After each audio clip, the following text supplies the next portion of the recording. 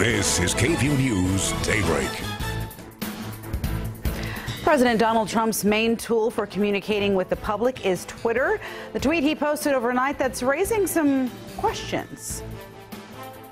I'm a comic. I cross the line. I move the line, then I cross it. I went way too far. The gruesome photo comedian Kathy Griffin is apologizing for, and why it's getting the attention of the Secret Service. And a comment about calling ICE led to a shoving match at the state capitol, what federal immigration officials are revealing about the comment. Good morning and thank you for watching KVUE News Daybreak at 4:30. I'm Yvonne Nava.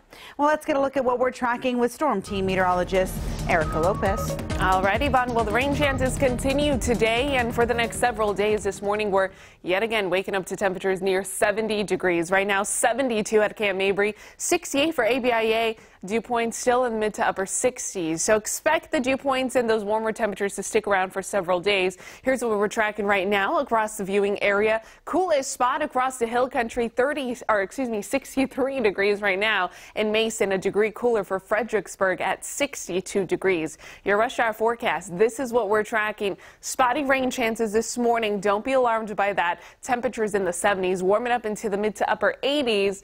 And calling it a 30% chance of a possible shower in our forecast today. The hill country has the best chance of seeing those scattered showers, but I'll get in more detail with the forecast and also the increased rain chances by tomorrow. Back to you. All right, thank you so much. A massive explosion in the Afghan capital leaves more than 60 people dead and over 300 injured this morning. It happened early in a highly secure diplomatic area of Kabul. The area has foreign embassies protected by dozens of 10-foot-high blast walls and government offices. Officials are calling it a targeted attack that began with a suicide car bombing. And as of now, no groups have claimed responsibility for the blast. A shakeup continues in the White House this morning as President Donald Trump's closest confidants are becoming the focus of the expanding Russia investigation. And as ABC's Kenneth Moten explains, it's not only the president's current staff members who are in the crosshairs. This morning, Trump advisors under the congressional microscope. It's going really well. Ex-National Security Advisor Michael Flynn will now give up some documents in the Senate's expanding investigation into Russia's election meddling. A source tells ABC News a narrow subpoena made it easier for Flynn to cooperate without waiving his Fifth Amendment rights. Mr. Michael Cohen. The congressional probe also now focused on President Trump's confidant and personal attorney Michael Cohen. Cohen told ABC News he declined an invite to testify, saying the request was poorly phrased, overly broad, and not capable of being answered. I would say to Mr. Cohen that we will issue a subpoena and he will be compelled to come and speak. The Senate also wants to question former White House and campaign aide Boris Epshteyn. We love Trump. But the president's son-in-law and advisor, Jared Kushner, is under increased scrutiny. Investigators want to know why he met secretly in December with officials at the New York branch of a Russian bank, previously known as a U.S. base for Kremlin spies. The White House asked if or when Trump knew Kushner was trying to set up back channels with Russia before taking office. I think that assumes a lot, and I would just say that Mr. Kushner's attorney has said that Mr. Kushner has volunteered to share with Congress what he knows about these meetings. The White House did not deny Kushner tried to set up secret communications, only pointing to the top administration officials who say back channels are an appropriate part of diplomacy. Kenneth Moten, ABC News, Washington.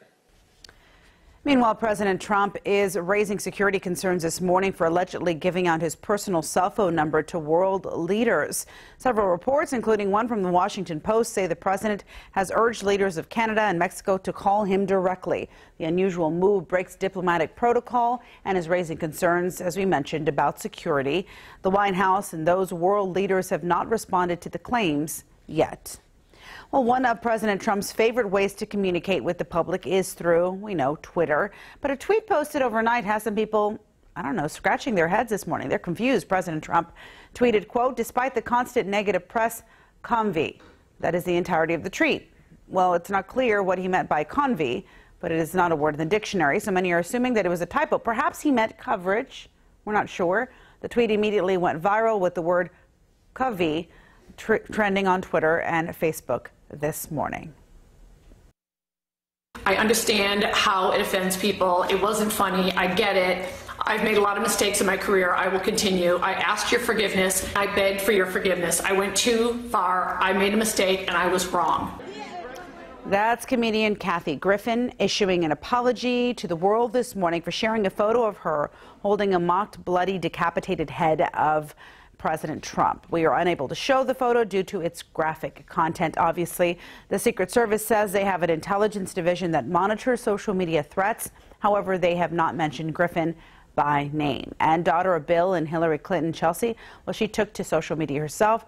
Chelsea says the picture is, quote, vile and wrong, and that it's never funny to joke about killing the president.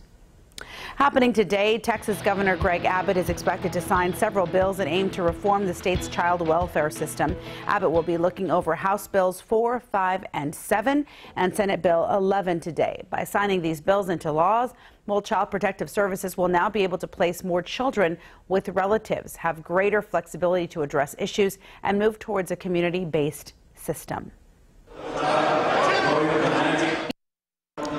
Well, this scuffle between state lawmakers continues to make headlines across the country this morning. It happened on Monday while protesters packed the state house to voice their concerns about the new ban on sanctuary cities. Matt Rinaldi, Republican representative from Dallas County, claims that he called ICE agents on those protesters, which may have triggered the chaos between Democrat and Republican lawmakers. But now ICE officials tell ABC they are not aware of receiving a call from the Texas legislature.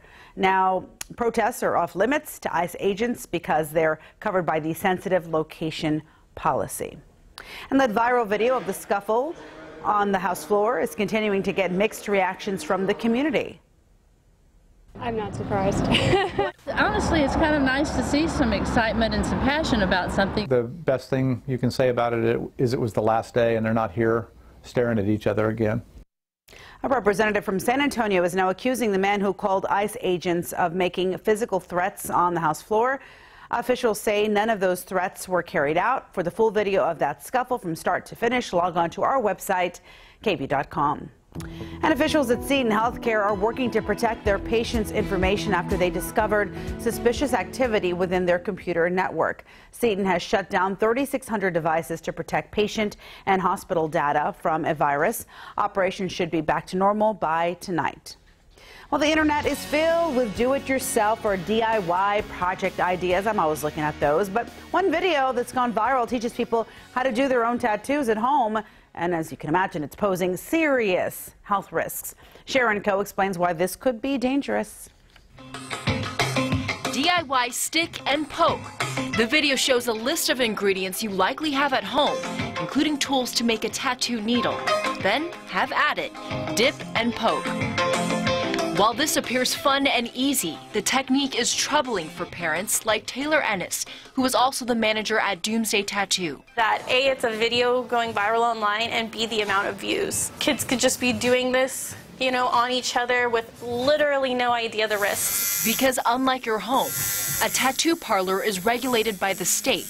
That's everything from the materials to the employees. Everyone knows that there's a certain level of cleanliness. Mix it with water or alcohol. Dr. Joe Pendon at Christus Santa Rosa Hospital says this risky practice can have lifelong consequences. You can get infections just from using the equipment. And then you can also get infections from sharing needles with other people. You can get bad diseases like HIV or hepatitis. So why risk it? If you want to get inked up, go to a professional. Ooh, that was Sharon Coe reporting, and that looks so dangerous. Yeah. Why would anyone do that? But we ask ourselves that question all the time, right? And not to mention, I don't trust my art skills. My art skills are Forget horrible. that. Right? You would just have a stick figure and a heart or something. Yeah, it would not be a cute tattoo, so I'll stick to the professionals. And let's talk about weather and what's going on here across our viewing area. And in terms of what we're waking up to for Wednesday, lots of cloud coverage out there, and the humidity level still on the high side. Kind of a repeat of yesterday morning. 72 degrees right now at Camp Mabry, 68 for ABIA. Dew points remain in the mid to upper 60s. Let's talk about temperatures throughout the viewing area right now. Our coolest area is the hill country. They're in the lower 60s this morning, so not a bad start. But just west of the hill country, we have some light scattered showers, not entering into our viewing area, but some of these showers could possibly develop this morning. We're talking a 30% chance of a spotty shower that's possible this morning. Across the nation, the western half of the nation seeing a decent amount of rain pushing through the coastal areas of California and the eastern seaboard, on and off scattered showers. Nothing in the terms of severe weather, though, so that's some good news. Just some light rain happening across the eastern half of the nation. Hour by hour, this is what we're tracking. 30% chance of a spotty shower. We're going to increase those chances overnight to 40%, where we'll have a little bit better chance of rain shower activity widespread throughout the viewing area on Thursday. I'm going to break down the details in the full forecast, so you're going to want to stick around for that. Back to you. All right. Thank you so much. 4:40 is your time. The Austin Police Department is working to get synthetic drugs off of our streets. Officials say they've seen an uptick in K2 overdoses over the past few years. K2 is a synthetic drug made of a combination of hazardous chemicals. And while the city is trying to tackle the issue, there are several key reasons why K2 is difficult to take down. The drug can sell for as low as $5, making it affordable, especially for the homeless community. Unlike many drugs, K2 lacks consistency, which makes it easy for suppliers to modify to stay one step ahead of law enforcement. And testing for synthetic cannabinoids can take up to 6 months, which can delay the arrest process, allowing dealers to quickly return to the streets. APD is now working to find a test that would cut the wait time down to 1 month. Fayette County's crime-fighting canine strikes again. Oh, Lobos. Now it looks like no job is too rough for Lobos and his handler. I like that. Sergeant Randy Tumman, remember that's his handler. The two found about 27 kilos of cocaine worth more than $2.5 million. On Friday, Tumman and Lobos found the drugs stashed in the rear wall of the truck that was pulled over for a traffic violation. Along with cocaine, they recovered what was believed to be fentanyl. The driver was arrested. Well, there's a nationwide telephone scam officials want you to know about. What scammers are doing to make themselves seem more credible. And it's a first-of-its-kind program in Central Texas, allowing students to feel what it's like to have a disability. Coming up, we're going to head to Leander to show you how it all works.